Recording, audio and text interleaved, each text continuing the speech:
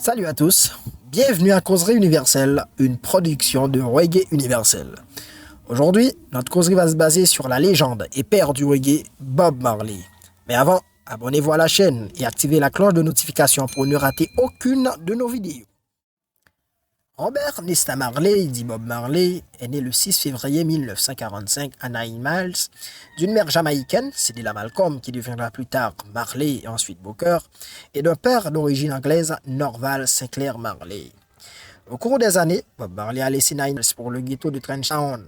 Là, il a rencontré Neville Livingstone, mieux connu sous le nom de Bunny Wailer, et Winston Hubert McIntosh, dit Peter Tosh, avec qui il prend des cours de chant venant du chanteur Joe Hines, qui vit lui aussi à Trenchtown.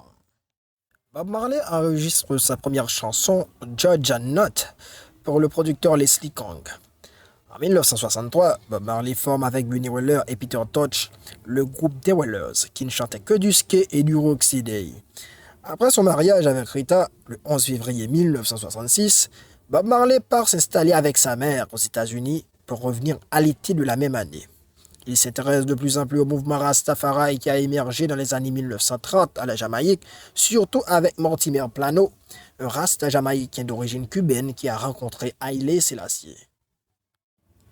Repartant aux États-Unis pour travailler comme ouvrier en 1969, à son retour, Bob fonde les disques Tuff Gong. Mais toutefois, au cours des années 1970, tout va basculer, puisqu'en 1973, Bunny Wailer quitte le groupe et Peter Tosh le suit quelques semaines plus tard. Et le nom sera alors Bob Marley and the Wailers, ce qui signifie Bob Marley, accompagné des 3 choristes et d'une bande musicale. Son premier album s'intitule Natty Dread et sorti en 1974. En 1976, c'est la sortie de l'album le plus vendu du vivant de l'artiste, Rastaman Vibration. Mais ça pourrait être aussi l'année de sa mort, puisqu'il a échappé à une tentative d'assassinat en répétant avec son groupe. Touché au bras, Bob Marley a vu Rita toucher à la tête, et le manager Don Taylor sort gravement blessé. Partant pour l'exil, il enregistre à Londres l'album Exodus sorti en 1977. C'est au cours de l'Exodus Tour qui débute à Paris le 10 mai 1977 au pavillon de Paris que Bob Marley se blesse au pouce du pied droit lors d'un match de football avec les journalistes français qui plus tard va s'aggraver. En 1978, c'est le tour de l'album Kaya. En 1979, l'album Survival. Et en 1980, l'album Uprising. Malheureusement, en septembre 1980, son cancer s'est généralisé.